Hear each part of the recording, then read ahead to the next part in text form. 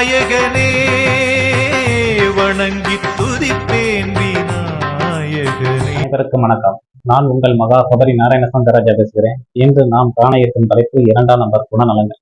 2ஆம் நம்பர் பிறந்தவர்கள் அன்பானவர்கள், அழகானவர்கள், இனிமையா பேசக்கூடியவர்கள், எந்த ஒரு தொழில் செய்தாலும் துணிச்சலுடன் செய்யக்கூடியவர்கள். ஆனாலும் இவர்கள் நீர் சம்பந்தமான தொழிலே மேன்மை தரும் தாயுள்ளம் கொண்டவர்கள். பாசம் மிகுந்து காணப்படுவது 2ஆம் நம்பர்காரர்களுக்கு அதிகமே பாசம் கொண்டவர். மேலும் இவர் ஒருவரிடம் பணம் கொடுக்க வேண்டும் என்றிருந்தால் பல முறை அலை வைத்த பின்புதான் கொடுப்பார். இவர் பணம் யாருக்கும் வசூல் செய்ய வேண்டும் இருந்தால் எளிதில் வசூல் செய்து விடுவார். மனைவியா இருந்தாலும், தாயா இருந்தாலும், தகப்பனா இருந்தாலும், சகோதரா இருந்தாலும் அவர்களுடன் எந்த பொறுப்பையோ பணம் சம்பந்தமான வேலையோ நம்பி அவரிடம் எளிதில் ஒப்படைத்து விட மாட்டார். இவர் நல்லவன் கெட்டவன் என்று எதிராளியை எளிதில் எடை போட்டு விடுவார்.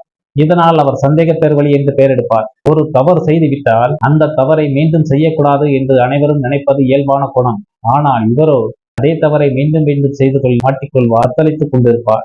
ஒருவரிடம் சண்டை போட்டு அடுத்த கணமே மறந்து சமாதானத்துக்கு பேச சென்று விடுவார். ஆனால் எதிராளி சில ரோசம் கொண்டவர். இவர் நேற்று சண்டை போட்டான், இன்றைக்கு எந்த முகத்தை கொண்டு பேச வந்துட்டான் எரிச்சல் அடைவார். பெரிய வில்லங்கமான பிரச்சனைகளை கண்டுகொள்ளவே மாட்டார் எதிராளி செய்தால்.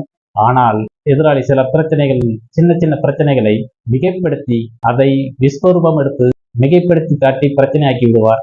2ஆம் நம்பர் பிறந்தவர்கள் மிகுந்த மனக்குழப்பம் கொண்டவர் மற்றும் தான் வாழ்வில் தேடும் பொன் பொருள் ஆபரணங்கள் அனைத்தும் ஒரு குற்றம் குறை உள்ளதாகவே காணப்படும். 11ஆம் நம்பர் பிறந்தவர் வாழ்வில் சாதனைக்கு துடித்துக் கொண்டிருப்பார். 2 ஒன்று சேருகிறதனால் நெருப்பு கிரகம் சேருவதனால் வேகம் கூட இருக்கும்.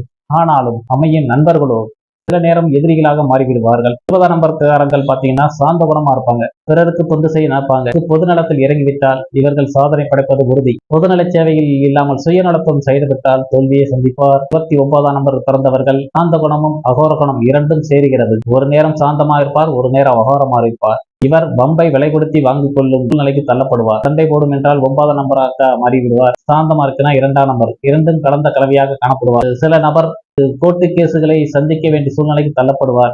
பெரும்பாலும் இவர்களுக்கு கவர்மெண்ட் ஜாப் கிடைக்கிறது அதிகமான பேர் கிடைக்க வாய்ப்பு அதிகம். இந்த நம்பர்காரர்கள் பெரும்பாலும் சமாதானத்தை விரும்பக்கூடியவர், எப்போதும் இருமனம் கொண்டவர். மனோகாரகன் சந்திரன் என்பதால் இதை செய்வா அதை செய்வா என்று தத்தளித்துக் கொண்டே இருப்பார். இவர் தத்தளிப்பு குறைவதற்கு ஒரு வாழ்க்கை துணை போல் ஒரு தொழிலா இருந்தாலும் ஒரு 7ஆம் நம்பர்காரர் இவருக்கு சரியான துணையாக அமைத்துக் கொண்டால் இவர் மேலும் மேன்மை சாதனை அனைத்தும் காணப்படும். சுயமாக தனியாக நீச்சலடித்தால் இவர் அடிக்கடி தத்தளிக்கும் நிலை தள்ளப்படுவார்.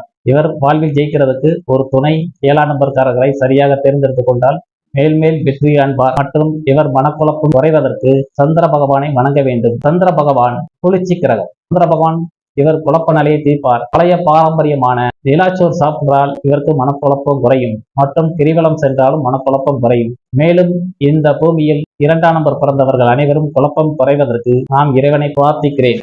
நன்றி, வணக்கம். நாயகனே